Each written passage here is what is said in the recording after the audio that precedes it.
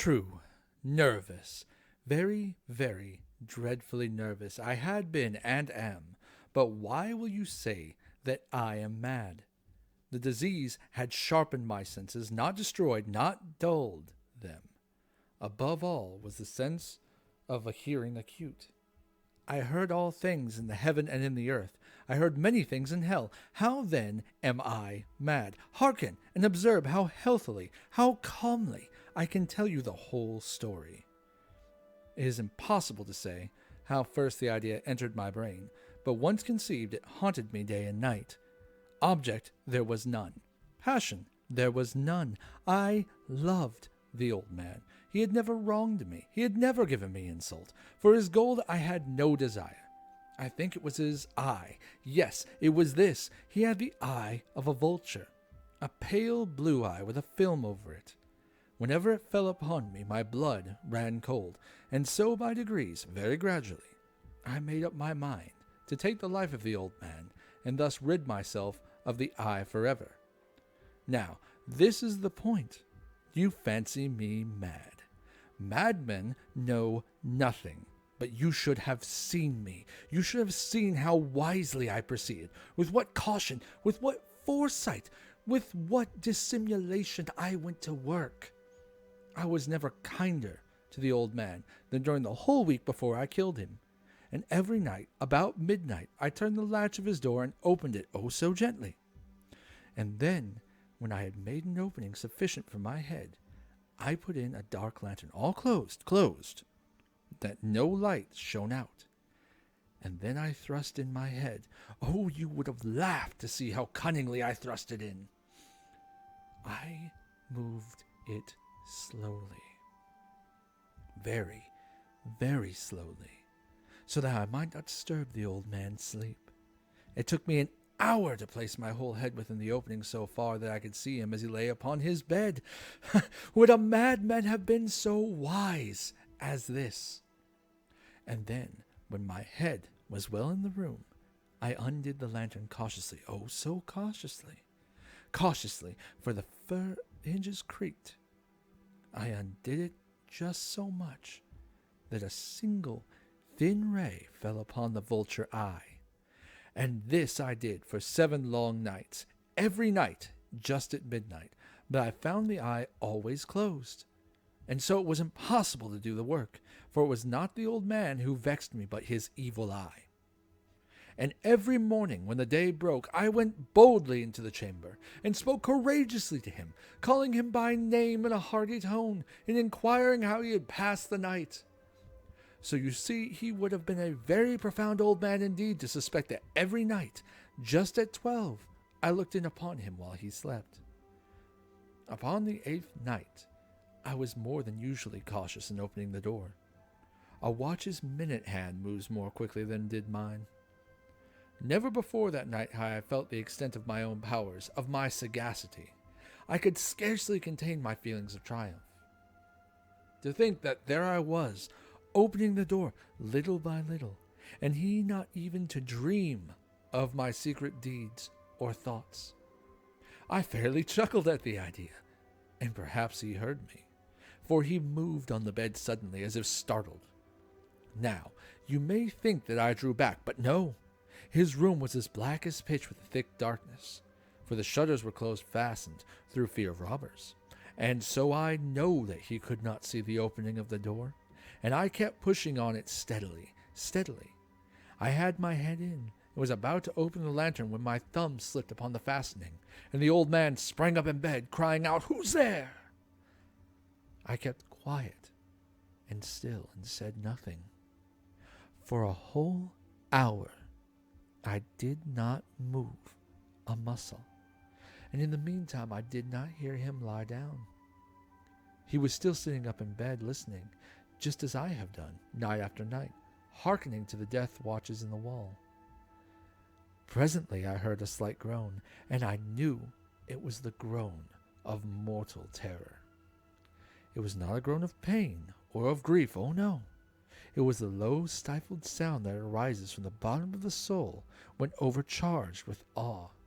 I knew the sound well. Many a night, just at midnight when all the world slept, It has welled up from my own bosom, deepening with its dreadful echo the terrors that distracted me. I say I knew it well. I knew what the old man felt, and pitied him, although I chuckled at heart. I knew that he had been lying awake ever since the first slight noise, when he had turned in the bed. His fears had been ever since growing upon him. He had been trying to fancy them causeless, but could not. He had been saying to himself, "It is nothing but the wind in the chimney. It is only a mouse crossing the floor. Or it is merely a cricket which has made a single chirp." Yes, he had been trying to comfort himself with these suppositions, but he had found all in vain, because death, in approaching him, had stalked with his black shadow before him and enveloped the victim.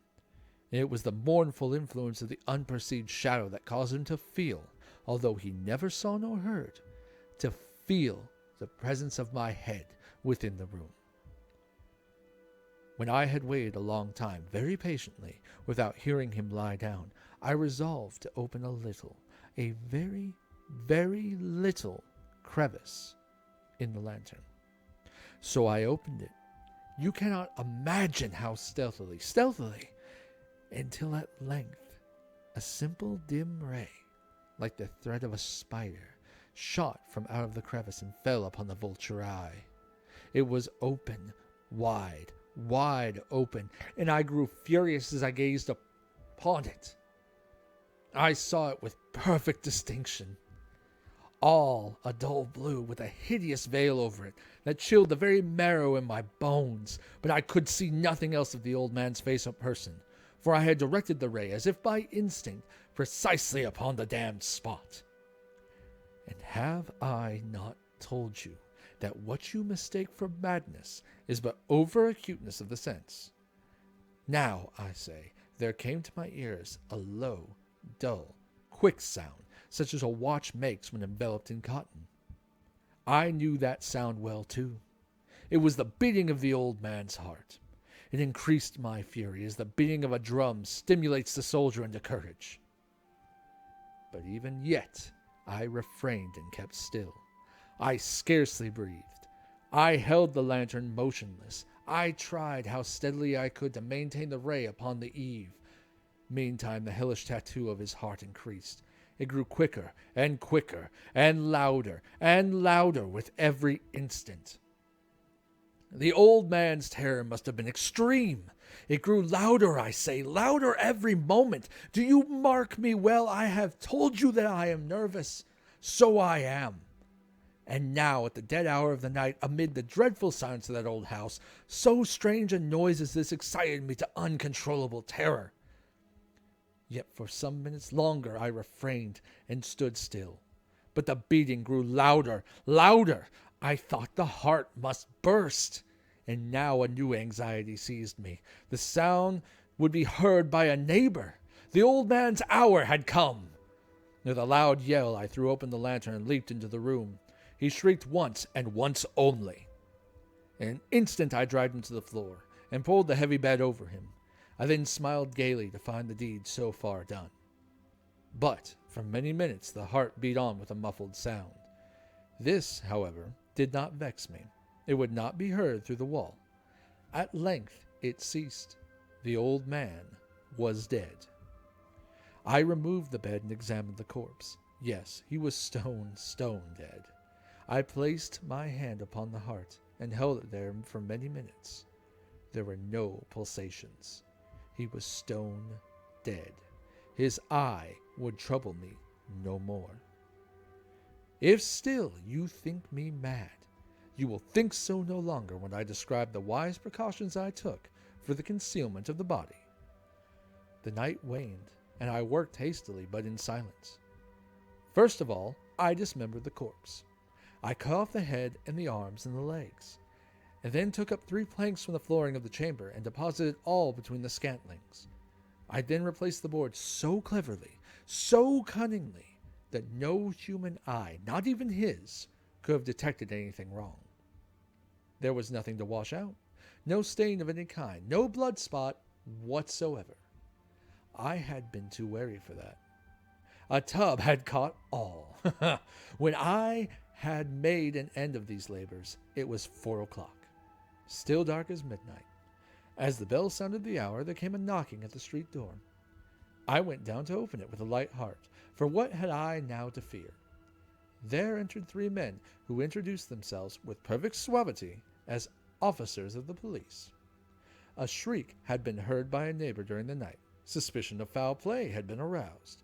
Information had been lodged at the police office, and they, the officers, had been deputed to search the premises. I smiled, for what had I to fear? I bade the gentleman welcome. The shriek, I said, was my own in a dream. The old man, I mentioned, was absent in the country. I took my visitors all over the house. I bade them search, and search well. I led them at length to his chamber. I showed them his treasures secure, undisturbed. In the enthusiasm of my confidence, I brought chairs into the room and desired them here to rest from their fatigues, while I myself, in the wild audacity of my perfect triumph, placed my own seat upon the very spot beneath which reposed the corpse of the victim. The officers were satisfied. My manner had convinced them. I was singularly at ease. They sat, and while I answered cheerily, they chatted of familiar things. But ere long I felt myself getting pale, and wished them gone. My head ached, and I fancied a ringing in my ears. Yet still they sat and still chatted. The ringing became more distinct. It continued and became more distinct. I talked more freely to get rid of the feeling, but it continued and gained definiteness until at length I found that the noise was not within my ears. No doubt I now grew very pale, but I talked more fluently and with a heightened voice, yet the sound increased, and what could I do? It was a low, dull, quick sound, much such a sound as a watch makes when enveloped in cotton. I gasped for breath, and yet the officers heard it not. I talked more quickly, more vehemently, but the noise steadily increased. I arose and argued about trifles, in a high key with violent gesticulations, but the noise steadily increased. Why would they not be gone? I paced the floor to and fro with heavy strides, as if excited to fury by the observations of the men, but the noise steadily increased. Oh God, what could I do? I foamed, I raved, I swore. I swung the chair upon which I had been sitting and grated it upon the boards, but the noise arose over all and continually increased.